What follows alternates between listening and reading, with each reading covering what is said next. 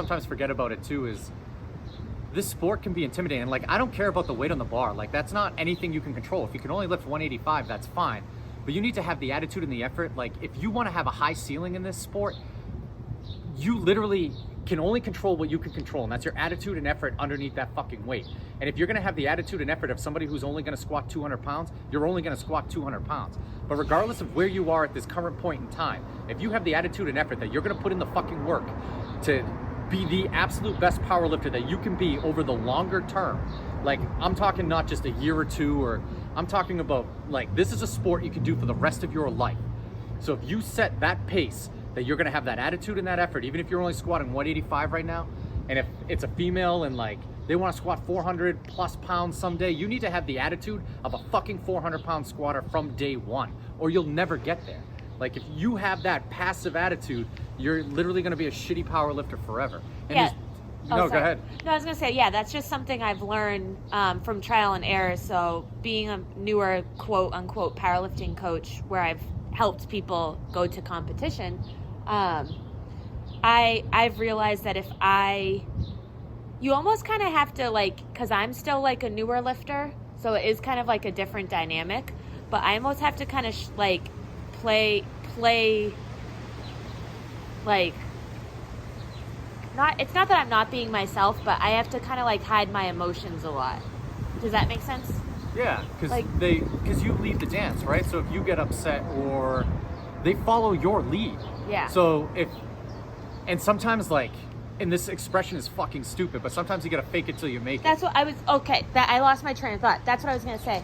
Sometimes that I as a powerlifting coach, I have to kind of fake it because I'm still so new with everything. And not that I don't know what I'm doing, or I'm not confident in what I'm doing, but I'm still learning to be more aggressive in both aspects, as a lifter and as a coach. And I have found that when I kind of don't give people an option, I definitely see better compliance and better results from them, versus like saying like, well, like I said just before I started talking, like, you're doing a good job. Like, sometimes, like, I think that's kind of the culture we live in, is like, well, at least you showed up, at least you did this. And it's like, yeah, that's great. But that's only going to get you so far if you want to be really good at something, versus like just good at showing up. Yeah, compliments don't make you better, Yeah. right? They make you complacent. And what you really need is somebody to tell you what you need to do better. And you need to keep attacking what you need to do better until you do it better. And then you find what you suck at now. And then you repeat the process over and over and over with that same attitude and effort that you need to bring into the gym every single time. And I think too often we look for that, like, those compliments and that complacency. And powerlifting's great because anybody can do it, but not anybody can be fucking good at it. And if you're trying to get people to be good at it, like, you need to bring something a little bit different to the table in terms of like attitude and stuff. And like, your lifters are always going to look to you as their moral support at times. When they feel nervous, they got to look over and see the confidence coming from you in them at certain times. And this works in both directions. So there'll be times, who knows when we'll be back in a fucking gym, but there'll be times where somebody will hit like a max effort lift and they'll be super excited about it, and I'll make sure to tell them something that they did wrong there to bring them back down, because you can never get too high and you can never get too low. You got to literally be baseline all of the time, because being too high is just as bad as being too low. Yeah. I mean, that's actually something, and what Kevin means is in more of like a general, an actual specific example is, like, I hit like a pretty big PR with like a really weird variation right after I broke my toe back in February or January, and I like hit like 345, which was like 15 pounds above my my best comp PR.